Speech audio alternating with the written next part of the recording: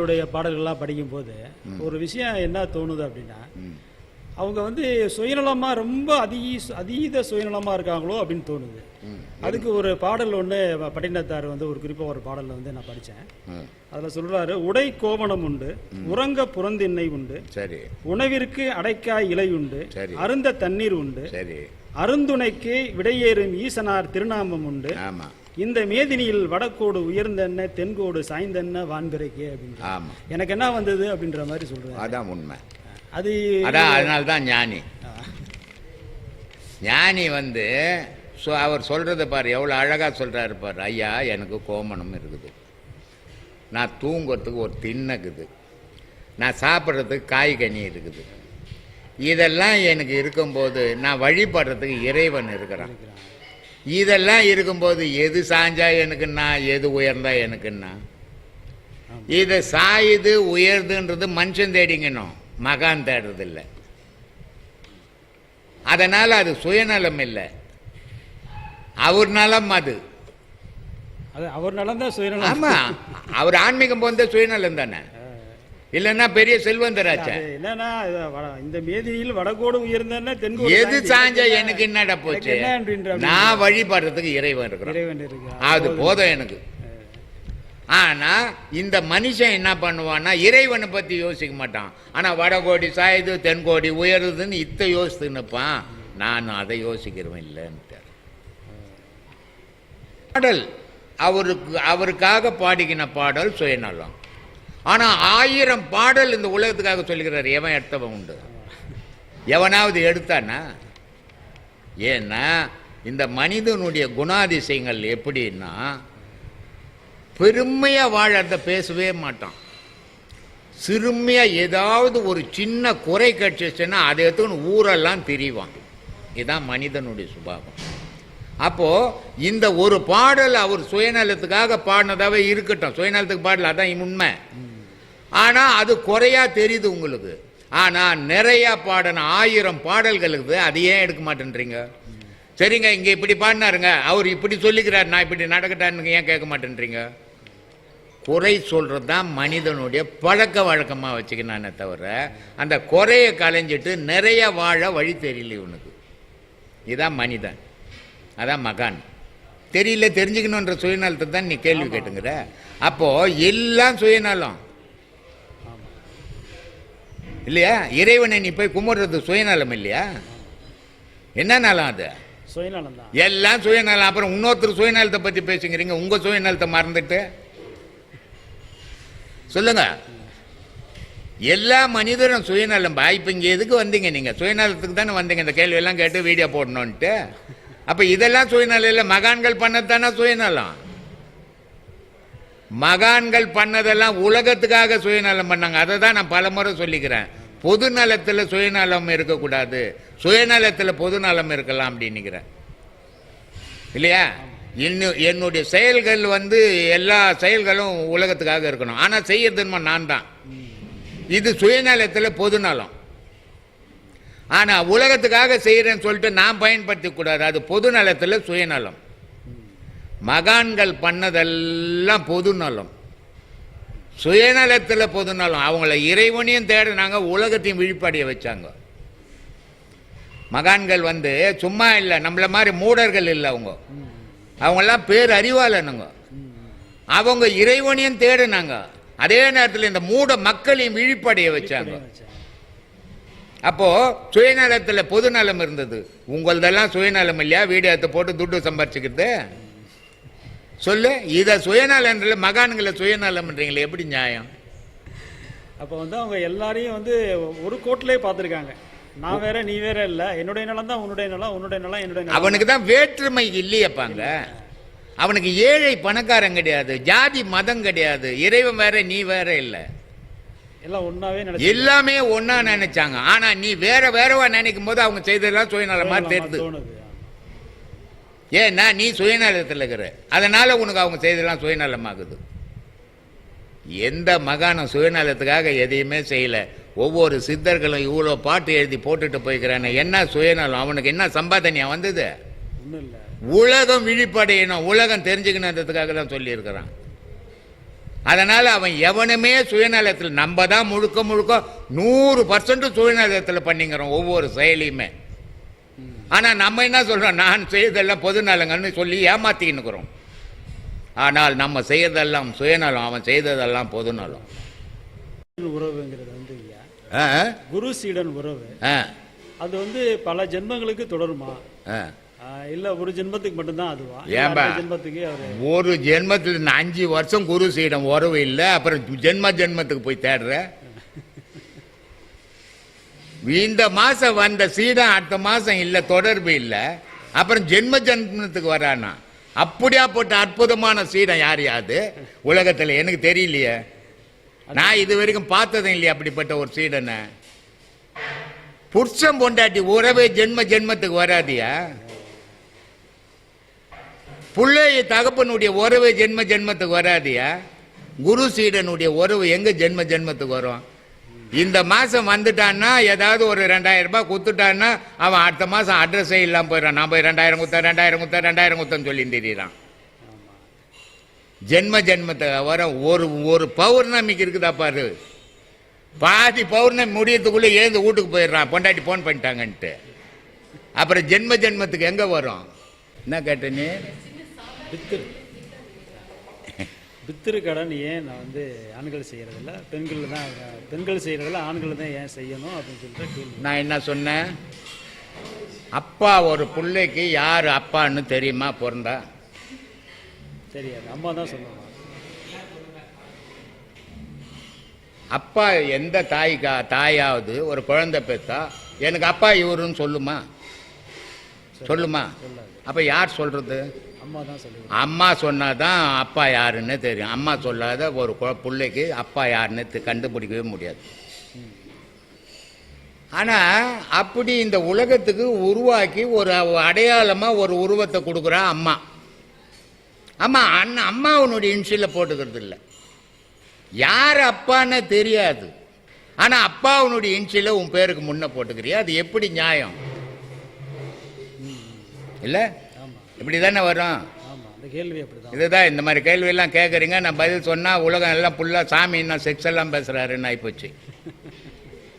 ஏன் சொல்றேன்னா, நீ ஒரு கடை வச்சுக்கிற, நீ சம்பாதிக்கிற, வீட்டுக்கு எடுத்துன்னு போய் உன் பொண்டாட்டி கிட்ட கொடுத்து சோறாக்குறியா, இல்லை நீயே ஆக்கி சாப்பிட்றியா? மனைவி கிட்ட கொடுத்து. ஏன் மனைவி கிட்ட கொடு? நீ சம்பாரிச்ச பணம் நீ வச்சுக்கலாமே. வச்சுக்க முடியாது. எந்த ஆணாலையும் ஒரு பெண்ணு ஆணை கர்ப்பம் தரிக்க வைக்க முடியாது உலகத்தில். ஒரு ஆணால ஒரு குழந்தைய பெற்று அடையாளம் காட்ட முடியாது உலகத்தில். ஆனா ஆணால காட்ட முடியாதுன்றதால ஒரு பெண்ணாலையும் பெற்றுக்க முடியாது ஒரு ஆண் இல்லைன்னா. இல்லையா? ஆணுன்றவன் கொடுக்குறவன், பெண்ணுன்றவன் வாங்குறவன்.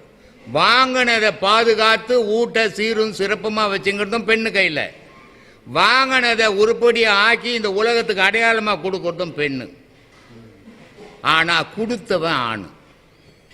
இப்ப நான் போய் ஒரு கடன் கேட்குறேன், இந்தம்மா எனக்கு கடன் கொடுக்குறாங்க, நான் வாங்கினேன். இந்தம்மா உயர்ந்தவங்களா நான் உயர்ந்தவனா? கொடுத்தவங்க. அந்த மாதிரி பெண்களுக்கு கர்ப்பம் தரிக்கிறதுக்கு காரணமா ஆண் கொடுக்குறான். அதனால ஆணுனுடைய இன்சில போட்டுக்கிறான். பிறவியின் பயன் என்ன? பிறவியின் பயனை உத்தமனை காண்பதற்கு என்றால் பிறந்தவுடனேயே ஏன் அனைவராலும் இந்த ஞான பாதையில் அடியெடுத்து வைக்க முடியவில்லை? பிறந்த உடனே பேசுவியா? பேச முடியாது. பிறந்த உடனே படிப்பியா? ஏன் படிக்க மாட்டேன்ற? கொஞ்சம் கொஞ்சமா தான். ஏன் பேச முடியாது? நீ பேசுறதுக்கு தானே பிறந்த, அப்புறம் ஏன் பேச மாட்டேன்ற? ஞானம்னா கிள்ளுக்கிறியா? உலகத்தில் இருக்கிறதுலயே ஞானத்தை அடையிறது தான் கடினமான பாதை. மற்றதை எல்லா ஜீவராசியும் வாழது அதனுடைய வயிற்றுக்காக. நீயும் வயிற்றுக்காக வாழறது உலகத்தில் எல்லாராலையும் வாழ முடியும், அறிவுக்காக வாழ முடியாது, கடினம் அது. ஞானம்ன்றது அறிவுக்காக வாழறது, வயிற்றுக்காக வாழறது இல்லை. அதனால அது கடினமானது, அதை எல்லாராலையும் அடைஞ்சிட முடியாது. ஒரு உயிரினங்கள் எல்லாமே சாப்பிடுது, எல்லாமே உயிர் வாழுது. அது மாதிரி நீ ஒரு ஜீவனை வந்துட்டு போய ஏன் மனுஷன் சொல்லிக்கிற? சொல்லு. மனுஷன்னா மாறுபடுறவன் அர்த்தம். ஜீவன்னா பிறக்கும் போது எப்படி இருந்ததோ அப்படிதான் கடைசி வரைக்கும். ஒரு அணில் பிறந்துச்சுன்னா சாவர வரைக்கும் அதுக்கு அணில் தான். புலி பிறந்துச்சுன்னா சாவர வரைக்கும் புலி தான். உனக்கு என்ன பேரு? மனுஷன். குழந்தை, மனுஷன், பெரியவர், போனோம், இத்தனை பேருக்குது உனக்கு. அப்ப அதுக்கு ஏத்த மாதிரி நீ வாழ கத்துக்குவானவ. அதனால எதையோ உன்னை யோசிக்க கூடாது, உன்னை யோசிக்க தெரிஞ்சுக்க முதல்ல. அதனால தான் சொன்னாங்க இந்த உடல் எதுக்காக அமைஞ்சதுன்னா உத்தமனை பார்க்கறதுக்குடான்ச்சு அம்மா. ஆனா நீ உத்தமனை பாடுறன்னா மற்றவனையே பார்த்து தெரிஞ்சுங்கிற. நீ மற்றவனை நீ பார்க்குற வரைக்கும் நீ வாழ்க்கையில வழங்கவே மாட்ட, உலகத்தோட சாவுவே. நீ உத்தமனை பார்த்துட்டீங்கன்னா உத்தமன் இருக்கிற இடத்துக்கு போயிடுவே நீ. இதனால அம்மா சொல்லிச்சு உத்தமனை பாரு அப்படின்னு. அதனால பிறந்த உடனே நான் எழுந்து ஓடிடுறேன் உத்தமங்கிட்டன்னு ஓட முடியாது. கூட்டை விட்டு வெளியே போயிடுறது முக்தியா இல்ல கூட்டுக்குள்ளேயே இருந்துகிறது முக்தியா? இது யார் கேட்கணும்னா அதை பற்றி தெரிஞ்சவன் கேட்கணும். சும்மா துண்டு பேப்பரில் படிச்சுட்டுலாம் கேட்கக்கூடாது. முக்தின்னா என்ன அர்த்தம்னு சொன்னீங்கன்னா நான் முக்தியை பற்றி சொல்கிறேன். முக்தின்னா என்ன அர்த்தம்? முக்தின்னா மூன்று தீ உகாரமாக மூணு ஒன்று சேரணும் அப்படின்னு சொல்லியிருக்கீங்க. ஆமாம், மூணு தீ ஒன்றா சேர்ந்தா முக்தி. ஆனால் மோட்சம்னு ஒன்று இருக்குது இல்லையா? மோட்சம்னு ஒன்று இருக்குது இல்லையா? அப்போ முக்தின்னா என்ன, மோட்சம்னா என்ன? ரெண்டும் ஒன்றா? வேற வேறங்களா? நீங்கள் தான் சாமி சொல்கிறீங்க. முக்தி வேற மோட்சம் வேறங்களா? முக்தின்றது ஆன்மா வெளியே போய் உள்ள வரும். மோட்சம்ன்றது போச்சுன்னா திரும்பாது, வேற பிறப்பு எடுக்காது. அதுதான் மறுபிறப்பு இல்லாத வாழ்வு மோட்சம். முக்தின்றது இந்த பிறப்பில் என்ன பண்ணும், மூணு தீயும் ஒன்று சேர்ந்தா அடுத்த பிறப்பில் அது மகானா பிறக்கும். அதான் முக்தி. முக்தி அடைஞ்சா கூட மறுபிறப்பு உண்டு. ஆனால் மோட்சம் அடைஞ்சா மறுபிறப்பு கிடையாது. ஆனால் எல்லாரும் சொல்லுவாங்க அவர் முக்தி அடைஞ்சிட்டாருங்க அப்படின்வாங்க. முக்தி அடைஞ்சா மறுபிறவில் சுத்த பிறப்பு ஞான பிறப்பு பிறப்பான். ஆனால் அந்த ஞானத்திலிருந்து மோட்சம் அடைஞ்சான்னா திருப்பி வரமாட்டான். மோட்சத்துக்கு முந்தைய நிலை தான் முக்தி. ஆமாம். பட் ஆனால் வந்துட்டு ராமருக்கு, அதாவது தசரதன் மகன் ராமனுக்கு ஒரு வைஃப் மட்டும்தான். அவர் ஏகபத்தி விரதனாகவும் இருந்தார். இது எப்படி சாத்தியமாயிற்று? ஒரு பழமொழி ஒண்ணுக்குது, விந்து விட்டவன் நொந்து கட்டானிட்டு. கேள்விப்பட்டுக்கிறீங்களா? ஒரு மனுஷன் ஒரு பொண்டாட்டியை வச்சுக்கிறது பெரிய கஷ்டம். அவன் 60,000 பொண்டாட்டியை வச்சிருக்க முடியுமா? கற்பனை கதையெல்லாம் நம்ம நிஜத்தில் பேசக்கூடாது. ஒரு ஆணுக்கு ஒரு பெண் தான் நிஜம். அதை தான் ராமன் ஒழுக்கத்தை பற்றி வாழ்ந்து காட்டினான். ராமன் ஒழுக்கமாக வாழ்ந்து ராமனுடைய அப்பம் ஒழுக்கம் இல்லாத வாழ்ந்து அது என்ன பிரயோஜனம்? தசரத மகாராஜாவுக்கு உண்மையான மனைவிகள் 3 பேர் தான் இல்லையா? ஆனால் ராமனுக்கு ஒரு மனைவி தான். உலகத்தில் மக்களுக்கு ஒழுக்கமாக எப்படி வாழணுன்றது தான் ராமாயணத்தினுடைய கோட்பாடு. உலகத்தில் மனுஷன் எப்படிலாம் வாழ்வான்றதான் மகாபாரதத்தினுடைய கோட்பாடு. அதனால் 60,000 பொண்டாட்டி அவன் எந்த ஊரில் வச்சுப்பான்? 60,000 பொண்டாட்டி இப்போ மெட்ராஸ் ஃபுல்லாக சேர்த்தினா கூட 6 லட்சம் இருக்காது போலுக்குது. இவ்வளோ நெருக்கடியான இடத்துலையே 60,000 பொண்டாட்டி வச்சுருந்தான்னா அவனுக்கு எத்தனாயிரம் பிள்ளைங்க இருக்கும்? அந்த ஊர் பிடிக்குமா பாரு, யோசித்து பாரு. அதனால் இந்த மாதிரி கற்பனை கதைகள்லாம் நம்ம நிஜ வாழ்க்கைக்கு எடுத்துக்க கூடாது. 60,000 பொண்டாட்டியோ இல்லை 120,000 பொண்டாட்டியானா வச்சுன்னு போகிறான். நம்ம எத்தனை பொண்டாட்டியை வச்சுக்கிறோம், எத்தனை புருஷனை வச்சுக்கிறோன்னு பார்க்கணும். இன்னைய வாழ்வை தேடுங்க, ஆதியை தேடாதீங்க. கற்பனையில் எழுதின கதையெல்லாம் நிஜ வாழ்க்கைக்கு உதவாது. பீமன் இப்போ பொம்பளைங்க குழந்தைங்க ஆம்பளைங்கெல்லாம் இப்போ என்ன பண்ணுறோம், முன்னெல்லாம் கறித்தூள், செங்கல் தூள், களிமண் இதிலெல்லாம் பல்லு வளர்க்குவாங்க. இப்போ இவ்வளோண்டு ப்ரெஷ் ஒன்று வாங்கிக்கணும் வளர்க்குறாங்க இல்லை? ஆனால் பீமன் என்ன பண்ணுவான்னா ஒரு ஆலமரத்தை பிடுங்கி பல்லு வளர்க்குவானோ. ஆலமரம் பிடிக்கிற அளவுக்கு வாயிருந்தா அவன் எவ்வளோ பெருசு இருக்கணும்? அவன் தலை எவ்வளோ பெருசாக இருக்கும்? இந்த ஊர் அளவு தலை இருக்கும் பொழுது அப்படி ஒரு மனுஷன் இருந்திருப்பானா? இந்த கற்பனை கதையெல்லாம் நம்ம நிஜ கதைக்கு எத்தனும், வாழ்க்கைக்கு எத்தனும் வரக்கூடாது. அதெல்லாம் கதையோடவே போயிடணும். வாழ்க்கை வேற, கதை வேற. அதனால அதெல்லாம் நமக்கு எதுக்கு இப்போ? நன்றி சுவாமி. சொல்லுமா. கடவுளை வணங்கும் பொழுது மனதிற்குள் வணங்கணுமா இல்ல வெளிப்படையா சத்தமா வணங்கணுமா? வெளிப்படையா என்ன, எப்படி ஓ சாமி அப்படின்னா அந்த மாதிரி இல்ல, சில பேர் வந்துட்டு எப்படிமா வேர்ட்ஸ வந்து வாயால சொல்லியும் ப்ரே பண்றாங்க இல்லையா? அதுதான் இப்ப கத்தனேன் நான். அதுதான் இப்ப கத்தனேன். இந்த வருவான் கோயிலுக்கு, ஓ ஓ என்னடா இது ஆட மாடா மேய்க்குது. கடவுள்றாது புனிதமான பொருள். ஐயா அப்பான்னு வணங்கணும். அப்போ அதை அமைதியா வணங்கணும் இல்லையா? அப்படி வணங்கதான் அது கடவுள் வழிபாடு. கத்தி வணங்கினா அர்த்தம் பார்க்கறதுக்கோசம் நீ கத்துறேன்னு அர்த்தம். கடவுள் வழிபாடு பண்ணல, மற்றவன் பார்க்கணுன்றது கத்துறேன்னு அர்த்தம் இல்லையா? கடவுள்ன்றது அமைதியான பொருள். அமைதியா பண்ணணும் கடவுள். ஆரவாரத்தில் கடவுள் கிடையாது. பஜனைகள் பாடல்கள் பாடி வழிபடுறாங்க இல்லையா சுவாமி? ஆமா. அந்த மாதிரி பண்றது தேவையா? பஜனைகள் பாட்டு இதெல்லாம் சொல்லி கடவுளை ப்ரேயர் பண்றோம் இல்லையா? சரி, அதெல்லாம் தேவையா? அப்படி சினிமா நாடகம் இதெல்லாம் தேவையா? ஒவ்வொன்றும் டீச் பண்ணுது இல்ல, தேவையாது. எல்லாத்துலயும் கத்துக்கிற மாதிரியான விஷயம். அதுதான் நாடகம், பஜனை. எல்லாத்தையும் மக்கள் கத்துக்கிறதுக்காக. அப்ப நாடகம் சினிமா எல்லாம் கிடையாது. அதனால எல்லா புராணங்களையும் ஒரு மனுஷன் தெரிஞ்சுக்கணுன்றதுக்காக நாடகங்க பஜனை எல்லாம் பண்ணாங்க. அது தவறு இல்லையா? இது தவறு இல்லை. இது அதுவாவது ஒழுங்கா பண்ணாங்க. இது ஒரு நாடகத்துல கூட ஒருத்தன் பொண்ணு ஒருத்தங்கிட்ட இல்லையா? எல்லா குடும்பமும் கெட்டு போடும் போலுக்குது இந்த நாடகத்துங்கள பார்த்து. ஒரு அப்பாவுக்கு 4 பொண்ணு இருந்தா 4க்கும் அப்பா கல்யாணம் பண்ண மாட்டாரு, அங்கங்க ஓடி போய் கல்யாணம் பண்ணுது. வீட்டுல இருக்கிறவங்களாம் ஓடுவாங்க போலுக்கு. அந்த மாதிரி நாடகங்கள் இருக்குது. சோறு கேட்டா நாடகம் பார்த்து வந்து போடுறான்றாங்க. அப்படி இல்லை இருக்குது இப்ப. அதனால ஒவ்வொரு காலகட்டத்தில் ஒவ்வொன்றும் வளர்ச்சி. இப்போ நாடகம், அப்போ வந்து நான் மேடை நாடகம் இருந்தது இல்லையா? இப்போ டிவியில் நாடகம், ஸ்கிரீனில் சினிமா, இதெல்லாம் வந்து ஆதியில் அதெல்லாம் கிடையாது. அதனால் ஊர் கூடி தெருக்கூத்து, பஜனை, பாட்டு இதெல்லாம் வச்சு கடவுளை அறியறதுக்கு வச்சாங்க. இது தவறு இல்லைன்னா அது தவறு இல்லை. சொல்லுமா. இறைவனுடைய அருள் அப்படின்னா என்ன? எதெல்லாம் இறைவனுடைய அருளா நம்ம எடுத்துக்கலாம் சுவாமி? உன்னை காப்பாத்துறது இறைவனுடைய அருள், நீ வாழறது இறைவனுடைய அருள், நீ சாகிறது விதியினுடைய அருள். நீ எது ஓணும் எடுத்துக்கோ. நீ இந்த உலகத்தில் வாழணும்னா உயிர் ஓணும். உயிர் இல்லைன்னா நீ வாழ முடியாது. அது இறைவன். அது அதனுடைய அருளால் தான் நீ உலகத்தில் வளர்த்தின்னு வர, எல்லா செயலும் செய்துன்னு வர. அப்போ இறைவனுடைய அருள் இது. மரணம் வந்து விதியினுடைய முடிவுன்னு எடுத்துக்கணும். சொல்லு. அவதாரங்கள் அப்படின்னு எடுத்துக்கிட்டா எல்லாமே வடநாட்டுல நடந்ததாவே புராணங்கள் சொல்லப்படுது, தென்னாட்டுல அந்த அளவுக்கு சொல்லப்படல.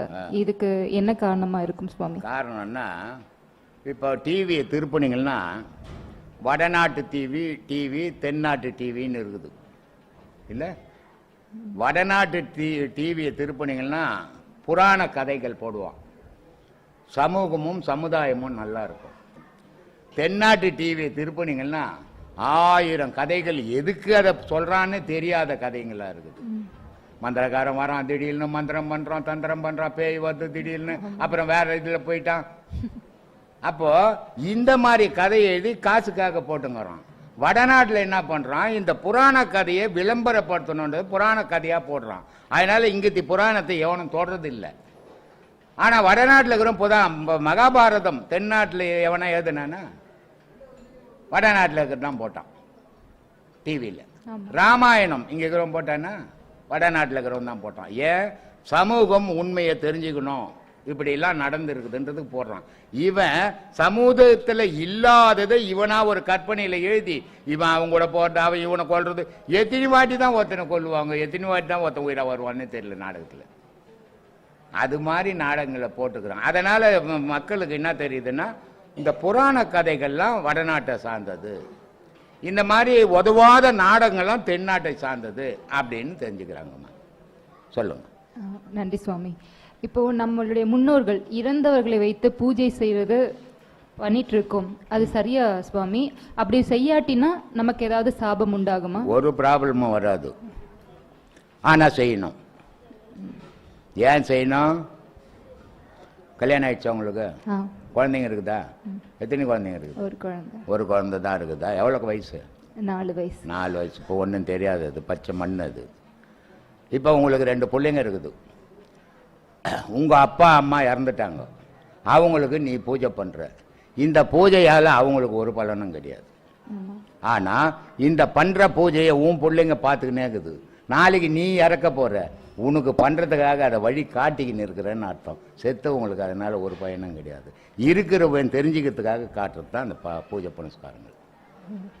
கடவுள் ஒரு கையில, குடும்பம் ஒரு கையில, அப்படிதான் வரோம். ஆமா. கடவுள் சரி, கடவுளே நீ பிடிக்கலையா? ஒரு 2 கையிலும் குடும்பத்தையே பிடிச்சிக்கணும். ஐயோ ஐயோ நீ திஞ்சிட்ட. கொஞ்ச நாள் பிடிச்சிட்டு இருந்தோம். கொஞ்ச நாள் இல்ல, கடைசி வரைக்கும் பிடிச்சிட்ட. இப்போ உன் கையே இல்ல உனக்கு. இப்போ கடவுள் வேணும்னு வந்த, அதனால கடவுள் கிடைக்காது, ஒருபோதும் கிடைக்காது. ஏமாத்தின்னு ஒன்னா இருக்கலாம். கடவுள் என்ற பேச்சுக்கே இடம் கிடையாது. உனக்கும் கடவுளுக்கும் சம்பந்தமே கிடையாது. அப்ப எல்லாருமே பட்டினத்தார் மாதிரி ஆயிட முடியும். ஆவாதானே? கோடிக்கணக்கான பட்டினத்தாரு மகானுப்பா, மகானு மனுஷனாவனாயிரேன். மனுஷனாவே இல்லையே நீ. மனுஷனா இருக்கதா? அடிமையா இல்ல. இல்ல இல்ல, முடிச்சுட்டு நீ வந்தீங்கன்னா உபயோக மாட்டேன். இப்போ ஒரு 18 வயசு பையன் ஓட்டப்பந்தயம் ஓடுறான். ஆமா, அவன் ஒரு இலக்குக்கு ஓடுறான். நீ 60 வயசு, எல்லாத்தையும் நான் முடிச்சுட்டுங்க, நான் கூட அவங்க கூட ஓட முடியுமா? முடியாது. அப்போ உன்னால முடியாது. இனிமேல் கடவுள்கிட்ட ஓட தெரியணும். ஓட தெரியாத உபயோகம் இல்லாத போயிடுவான். இதுதான் கடவுள் வழிபாடு. கடவுள் வழிபாடுன்றது இளமையிலேருந்து உதயமாகணும். உனக்கு கடைசி காலத்தில் உபயோகமான மண்ணுக்கு தான் உதவுமே தவிர கடவுளுக்கு உதவாது. ஆசை 3 விஷயம்தான் கடவுளை விட்டு கடவுளை அடையறதுக்கு வழி. இந்த 3 எவன் ஒருத்தன் முக்கியமா பிடிக்கிறானோ அவனுக்கும் கடவுளுக்கும் தொடர்பே கிடையாது. இது ஊர்ஜிதமா எழுதி வச்சுக்கோ. ஆசை, பாசம், காமம். இந்த காமம் கூட குறிப்பிட்ட வயசு போனவன போயிடும். பாசம் சுடுகாட்டுக்கு போகும்போது கூட போவாது. அது இருக்கிற வரைக்கும் கடவுளுக்கும் உனக்கும் சம்பந்தமே கிடையாது. கடவுள் மறுப்பாளர்கள்லாம் இருந்தாங்கல்ல ஐயா, இருக்கட்டும். அவங்கெல்லாம் கடைசி காலத்துல நல்லபடியா நிறைய விஷயங்களை செய்துட்டு போனாங்க இந்த உலகத்துக்காக. அவங்க பேர் இன்னைய வரைக்கும் இருக்கு. அவங்க அப்படின்னா கடவுள் இத்தனையும் கடவுள் மறுப்பாளர். அவங்க உலகம் இருக்கிற வரைக்கும் அவங்க பேர் நிலைக்கிற அளவுக்கு சிலதை செய்து எப்படி முடிஞ்சுது அவங்களால? அதனால தான் தாய்மான் சாமி சொல்றாரு, எந்து உந்துன்னு வழக்காடுத அது எதுடானா அதுவே கடவுள் தாண்டா அப்படின்னு. கடவுள் மறுப்பாளன்னு சொன்னானே, சொன்னதே கடவுள் தான். இவன் இல்ல, இவன் தான் படுத்துங்க போயிட்ட உடனே கடவுள் போன உடனே என்ன ஆனா படுக்கை ஆயிட்டான். அப்ப பேசினது செய்தது எல்லாமே கடவுள் தான், நீ இல்லை. அவன் கடவுள் மறுப்பாளனா இருக்கட்டும், இல்ல கடவுள் ஆதரவாளனா இருக்கட்டும், யாரா இருந்தாலும் எந்த செயலும் இறைவன் இருக்கிற வரைக்கும் தான் நீ உன்னால் செய்ய முடியும். இறைவன் உன்னை விட்டு விலகுனா நீ எந்த செயலும் செய்ய மாட்ட, மண்ணுக்கு தான் போவ. மறுப்பாளன் உலகத்துக்கு சொல்லுவேன், நீ உண்மைக்கு சொல்ல முடியுமா? கடவுள் மறுப்பாளன் அம்மாவை போய் கும்பிடுற, தலைவரை போய் கும்பிடுற. கடவுள் மறுப்பாளன் செத்தவனே இல்லையே, நீ ஏன் போய் கும்பிட்டுங்கிற? கும்பிட்டே ஆகணும்டா நீ, உன் தலையெழுத்து அதான். செத்ததும் கடவுள், கும்பிடுறதும் கடவுள், பிறந்ததும் கடவுள், சாகிறதும் கடவுள். எல்லாமே கடவுள் வாழற வரைக்கும் தான் மனிதன் நடமாட்டம். கடவுள் அவனை விட்டு போனா அவன் இருக்க மாட்டான். சொல்லு, கடவுள் மறுப்பாளன்றவன் மறுபிறவி கிடையாதியா? கடவுள் கிடையாதியானா? செத்தவனை போய் எங்க கும்பிட்டுக்கணும்? அவங்க அம்மா ஏன் கும்பிட்டுக்கணும்? அவங்க அப்பனை ஏன் கும்பிட்டுக்கணும்? அவன் தான் போயிட்டானே. இது உலகத்தை ஏமாத்துற விஷயம். எல்லாரும் கையெழுத்து கடவுளை கும்பிட்டே ஆகணும். உலகத்தில் இருக்கிற அத்தனை உயிரினமும் மனிதனமும். அது மனுஷனை ஏமாத்தின்னுக்கலாம், கடவுளை ஏமாத்த முடியாது.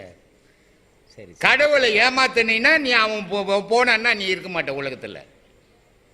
கடவுள் உனக்குள்ள வாழற வரைக்கும் தான் இந்த உலகத்தில் உன் நடமாட்டம், உன் பேச்சு, உன் ஆற்றல், உன் செயல் எல்லாம். சரி, கடவுள் உன்னை விட்டு போனான்னா நீ இல்லை, இல்லையா? அதனால ஒவ்வொரு கடவுள் கடவுளே இல்லைன்னு கடவுள் தான் சொல்லுது. கடவுள் இருக்குதுன்னு கடவுள் தான் சொல்லுது. கோயில எங்கேயாவது சாமி கட்டிக்கிச்சா? இல்ல, நாம தான் கட்டுறோம். நம்ம இல்ல, கடவுள் தான் கட்டுது, கடவுள் தான் கும்பிட்டுங்குது.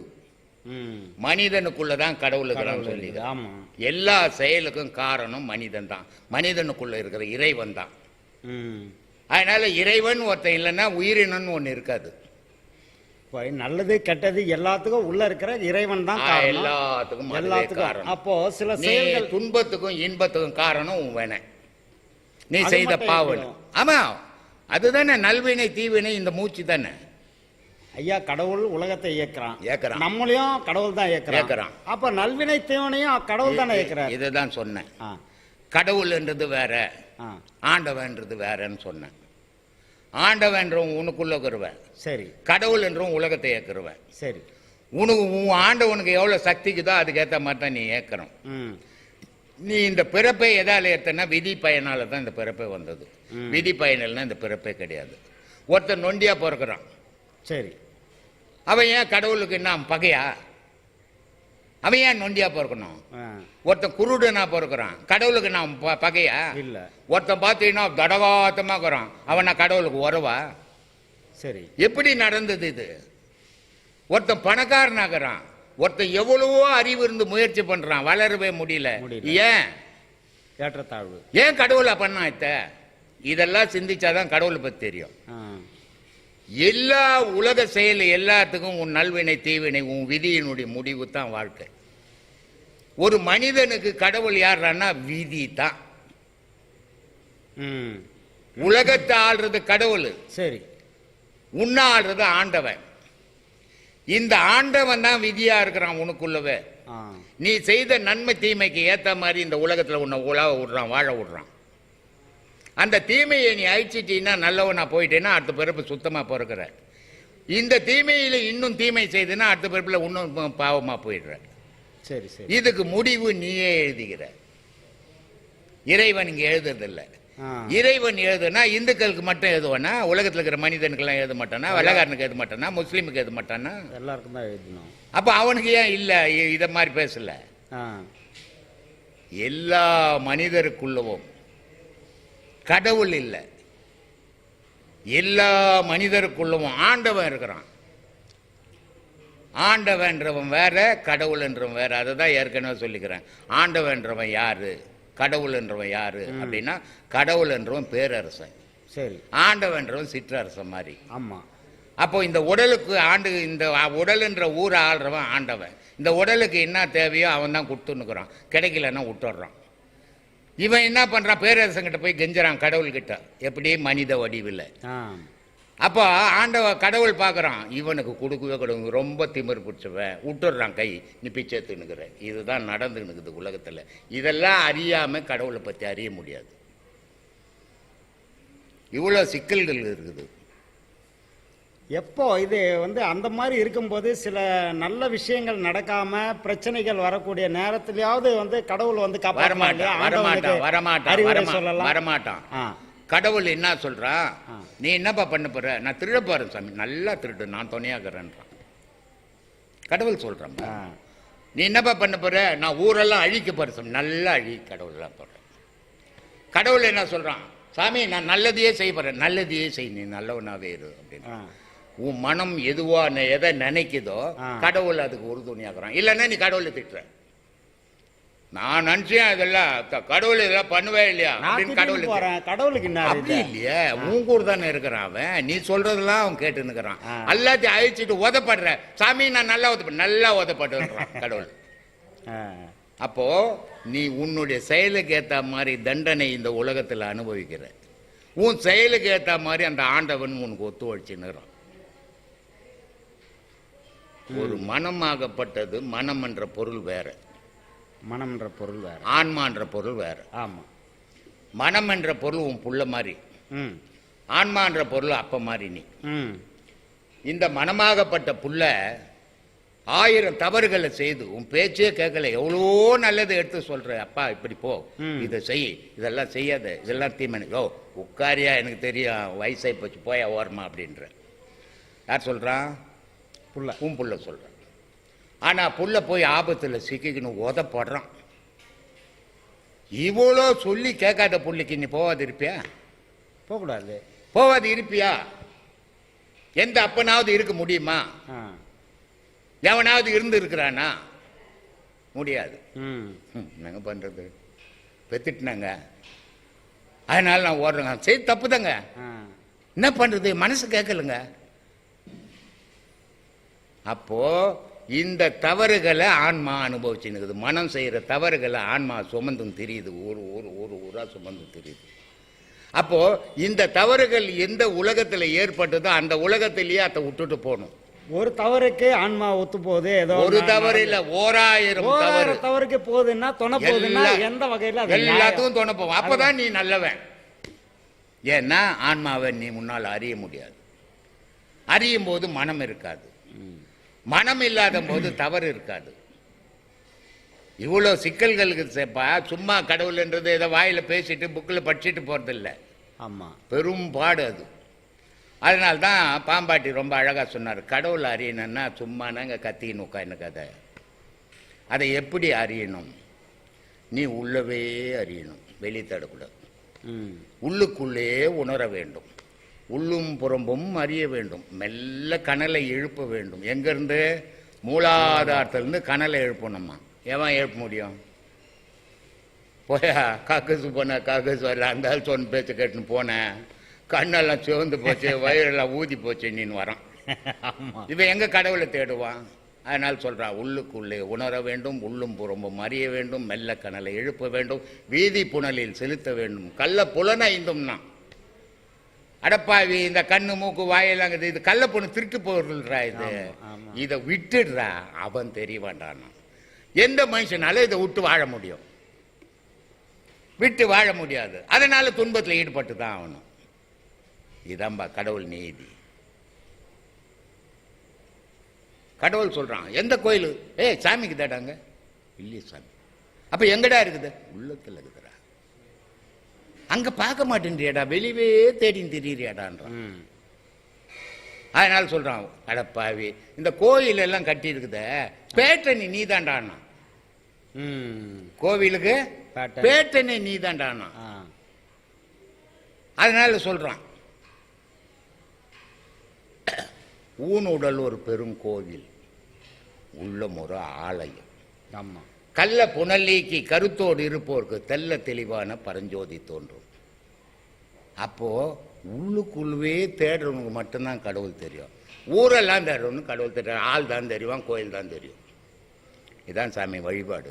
சரி சரி, இது கடினம், ரொம்ப கடினம். சரி, இப்போ ஒரு பாடம் கொடுக்குற நீ. ஆமா, அவன் போய் உட்காடுறான், ஏங்க 10 நிமிஷம் பண்ணுங்க, இங்கெல்லாம் வழி எடுக்குதுங்க, ஓடிடுறான். ஆமாம், நல்லா இருக்கலான்னு இந்த ஆளுகிட்ட வந்தா கண்ணெல்லாம் தண்ணி போட்டு சோர்ந்து போச்சுப்பா போப்பா அப்படின்னு ஓடுறான். அப்போ அவன் கடவுளை தேடினான்னா என்னையே நான் இழக்கிறேன், இறைவா நீ வேணும். இந்த உலகத்தில் நான் எதை ஒன்னாலும் இழப்பேன், உன்னை இழக்க மாட்டேன்.